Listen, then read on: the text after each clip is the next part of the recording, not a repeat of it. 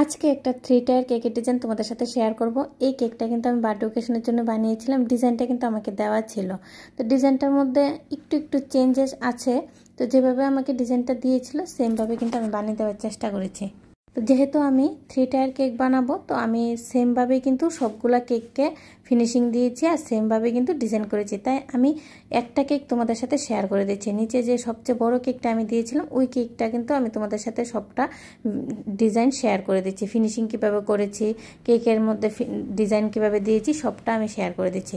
বাকিগুলো কিন্তু আমি স্কিপ করেছি, তা না হলে কিন্তু ভিডিওটা অনেকটা লম্বা হয়ে যাবে। আর আজকের কেকটা কিন্তু অনেকটাই ইউনিক, তো ভিডিওটাকে স্কিপ না করে দেখতে থাকো আজকের কেকের ডিজাইনটা আমি কিভাবে বানিয়েছি। হ্যালো ফ্রেন্ডস, আশা করি সবাই খুব ভালো আছো। আমি অনেকটাই ভালো আছি। তোমাদের সবাইকে জানাই অনেক অনেক স্বাগত। নতুন আরও একটা কেকের ভিডিও নিয়ে চলে এলাম আমি পিঙ্কি কেক এন্ড কিচেন থেকে। আশা করি আজকের কেকের ভিডিওটাও তোমাদের কাছে অনেকটাই ভালো লাগবে আর নতুন কিছু একটু হলেও শিখতে পারবে। আর যদি শিখতে পারো অবশ্যই যারা এখনও চ্যানেলটাকে সাবস্ক্রাইব করোনি চ্যানেলটাকে সাবস্ক্রাইব করে পাশে থাকা বেল আইকনে ক্লিক করে দেবে। তাহলে যখনই আমি কেকের ভিডিওগুলো আপলোড করব সর্বপ্রথম তোমাদের কাছে এসে পৌঁছাবে।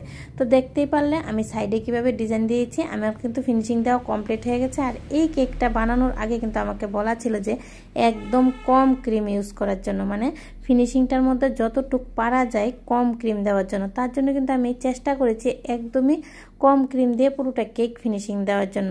তো আমি বেলেট নাইফের সাহায্যে দেখতে পারলে আমি সাইডে ডিজাইনও দিয়ে দিয়েছি। আর ডিজাইনগুলোর মিডলে কিন্তু আমি হোয়াইট কালারের সুগার বলও লাগিয়ে দিয়েছি। আর বাকি মিডলেরটা আমি পিঙ্ক কালার দিয়ে ফিনিশিংটা দিয়েছি আর উপরেটা কিন্তু আমি হোয়াইট কালার দিয়ে ফিনিশিংটা দিয়েছি যেভাবে ডিজাইনের ছিল। আর সাইডে যে ডিজাইনগুলো ছিল সেগুলো সেম ছিল, তাই কিন্তু উপরেরগুলো আমি স্কিপ করে দিয়েছি। আর দেখো আমি প্রত্যেকটা কেকের বর্ডারে কিন্তু আমি রিবন লাগিয়ে দিয়েছি। আর এখানে আমি গোল্ডেন কালারের রিবন ইউজ করেছি। আর এখানে কিন্তু রিবন ছিল না, কেকের ডিজাইনটার মধ্যে কিন্তু ফন্ডেন্ট ছিল। তো ফন্ডেন্ট দিলে যেহেতু অনেকটাই রেটটা বেশি হয়ে যাবে তার কারণে কিন্তু এখানে রিবন দেওয়া হয়েছে। আর নিচের বর্ডারটার মধ্যে উপরের সবগুলোর মধ্যে কিন্তু অনেকগুলো সুগার বল দিয়ে দিয়েছি। আর এগুলো আমি প্রিন্ট করে এনে লাগিয়ে দিয়েছি। আর এখন আমি কিছু ডল বানিয়ে দেব।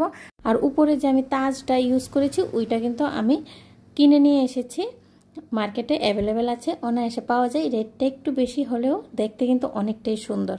তো আমি ডলগুলা বানিয়ে ডলগুলাকে হাইলাইট করে দিলে কিন্তু আমার কেকের ডিজাইনটা একদম রেডি। অবশ্যই কমেন্টে জানাবে আজকের কেকের ডিজাইনটা তোমাদের কাছে কেমন লাগলো।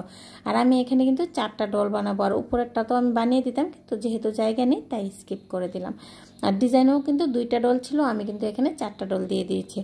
তো আজকের মতো এই পর্যন্তই। নেক্সট টাইম নতুন আরেকটা কেকের ভিডিও নিয়ে আবারও দেখা হবে। তোমরা সবাই খুব ভালো থেকো, সুস্থ থেকো, অনেক অনেক আনন্দ থেকো। ভিডিওটা দেখার জন্য ধন্যবাদ। রাধে রাধে ফ্রেন্ডস।